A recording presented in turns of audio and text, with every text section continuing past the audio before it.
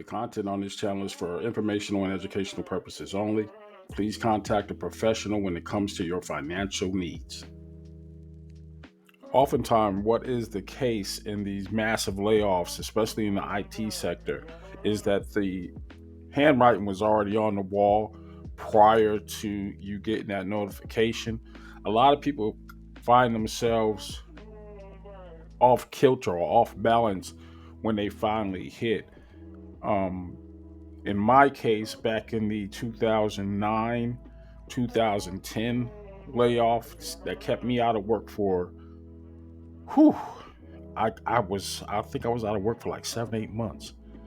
Um, it was important for me to realize that though those positions were getting realigned and reimagined, your skill set doesn't. In fact, it was a time to grow. Now, this was before um, gig economies and gig jobs came up. A whole new industry came up during that time. I'm talking about like social media and gig work like Uber and Lyft.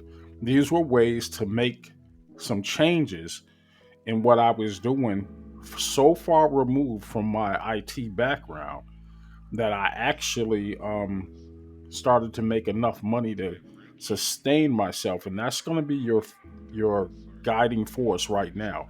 If you found yourself getting laid off in the IT field, I'm going to go down some of the most uh, devastated roles and positions in the IT sector as far as terms of job loss, where they're going to be eliminating jobs. And I'm going to show you what you need to be doing right now to get ready for it right here on the Ujamaa Network. I'm Antoine. Let's get to it.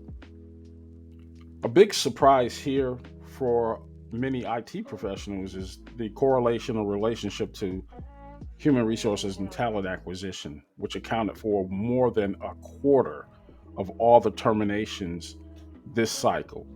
Yes, from 2022 to 2025, human resources have accounted for more than a fourth of all the terminations. And it is simply because of cost cutting measures for those companies.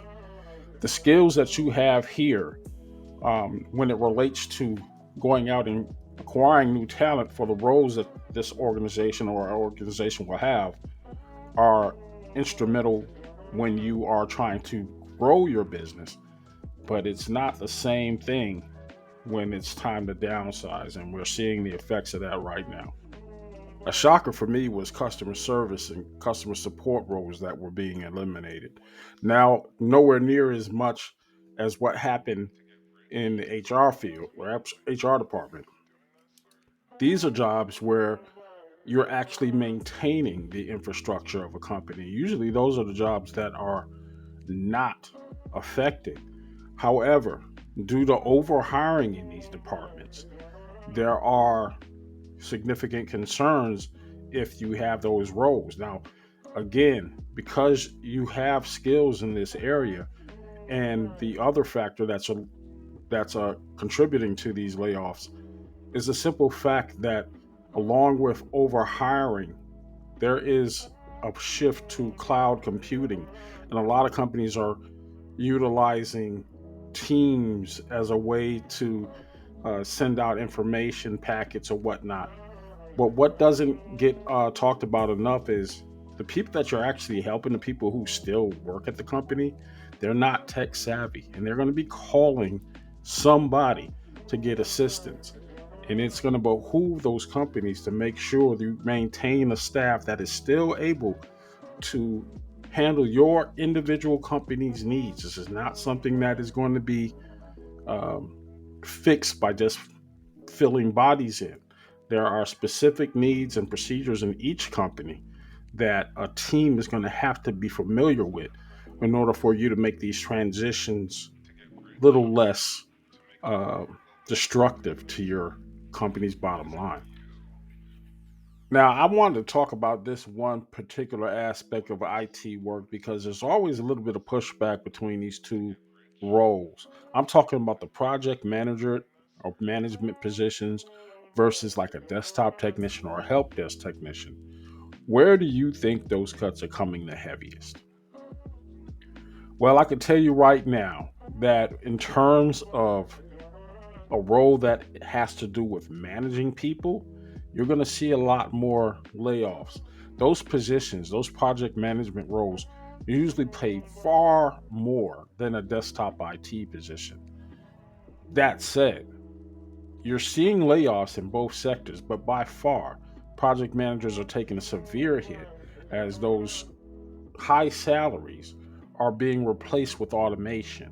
And again, a lot of the stuff hasn't really a tie into AI yet.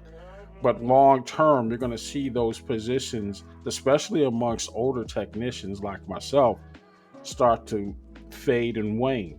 Now, I've made it through a good many decades doing IT support in one way, shape, or form, whether it's through a company or through a contracting firm, because no matter what's going on, if you're using a computer, it will break down. And whether you're going to be replacing it with a new leased computer, you're still going to need somebody to plug it in and configure it. And that's where I come in. Now, is the pay scale is going to be the same? Absolutely not. You're constantly getting up to a certain number and then being bounced back down. It's what you do in the meantime, in between those times, that help you maintain your generational wealth goals. Now, that said, both project managers and the IT individuals in the desktop area have one thing they need to do that's consistent among both those generations, and that's the need to upskill. You have to start using this time to gather more skills. It's always been the case, no matter what it is. You have to get those skills. Now, I've recently partnered with MindHub, which is a Pearson View group that I'm going to advertise here. And I want you to take a look at it as far as getting some jobs in particular fields that are going to be a little bit safer for you going forward. And that is primarily in IT security, cybersecurity, and AI mechanisms or machine language. Start figuring it out. Don't just sit here, wait until you are unemployed and you can't pay your bills. The time to act is now. Um, Mind Hub is one of those organizations that even if you're taking a CompTIA test or uh, for me, it was the Georgia Professional Standards Test when I began teaching. They're administered by Pearson View, and this is the company that owns them. So make sure you're checking out the site. The link is going to be here on the page and below in the comments. Make sure you are positioning yourself so that you have the skills to survive long-term layoffs and come back even stronger. Um, I think that is going to be the rule for the day.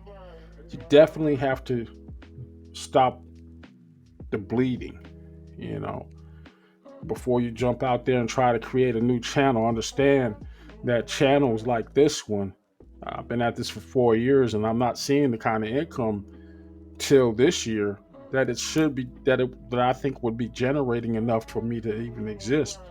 But make sure you understand there are no quick fixes to this. You still have to get out there and grind. Let me know what your comments were in the bottom, and I'll talk to you later.